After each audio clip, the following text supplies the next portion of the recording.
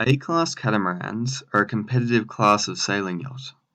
The subject of my thesis is the design and analysis of their hydrofoils. The main use of the hydrofoils is to lift the hulls out of the water, thereby reducing drag. This introduces an engineering dilemma. On one hand, to increase performance, the hydrofoils should be as light as possible. On the other hand, they must have the load-bearing capacity to survive the static and dynamic loads applied to them. These hydrofoils are of a carbon fiber epoxy construct. Therefore, the goal of this thesis is to analyze the current carbon fiber layup and try to improve it. Predicting the loads on the foil is greatly difficult. This is because it is dependent on the instantaneous velocity, wetted area, and angle of attack. These are all dynamically changing during operation. Because of this, critical failure does sometimes occur. This project can therefore be split into two parts. The first part is to find the loads acting on the foil using CFD, or computational fluid dynamics. The second part is to analyze the structure of the foil using FEM, finite element method.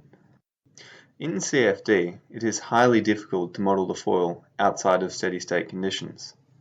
Therefore, representative fluid conditions that match the maximum dynamic load should be selected. Considering the three variables that affect load on the foil, the critical conditions will occur when the angle of attack is at its highest before stall, the vessel is traveling at maximum velocity, and the foil is completely submerged. To find the critical angle of attack before stall, a 2D flow analysis was performed.